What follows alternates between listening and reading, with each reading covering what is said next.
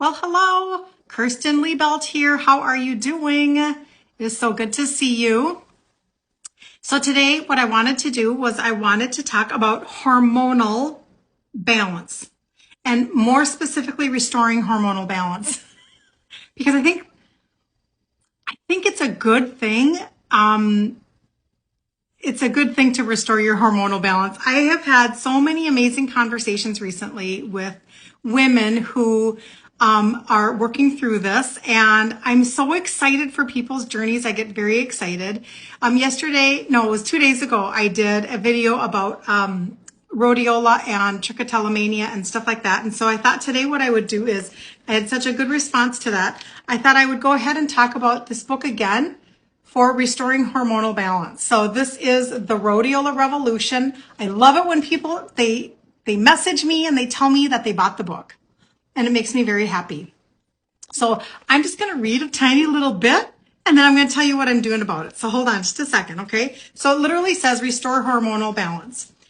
Like the weather, the female body is subject to constant change. The internal storms, as well as periods of calm, are driven by fluctuations in estrogen and progesterone, both female sex hormones.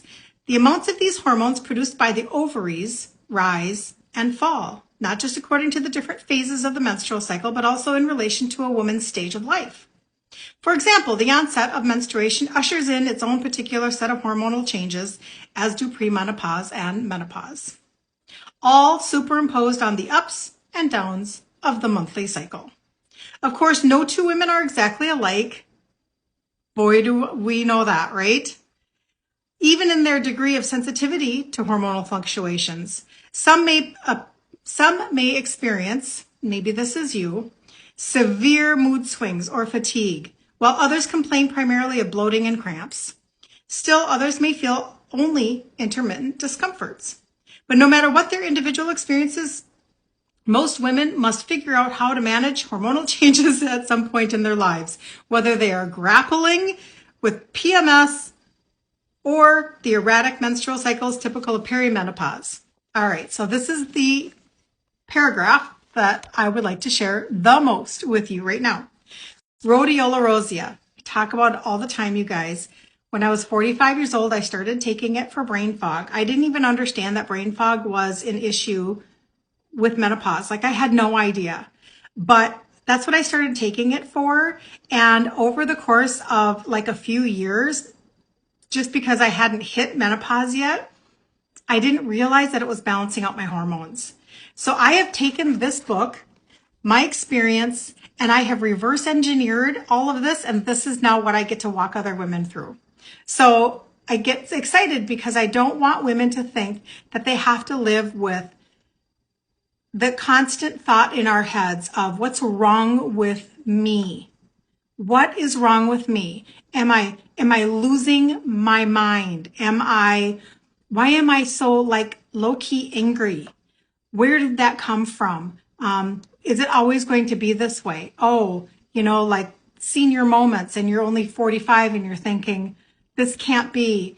Many, many things that I've talked to women about with depression and anxiety, etc. So here we go. Nature's hormone helper. Many women find that Rhodiola Rosea helps to offset certain hormone-related symptoms. For instance, the herb can reduce the fatigue, irritability, and depression that occur during the menstrual and premenstrual and menstrual phases. For a woman in perimenopause, Rhodiola Rosea is effective at improving energy, mental clarity, memory, and mood.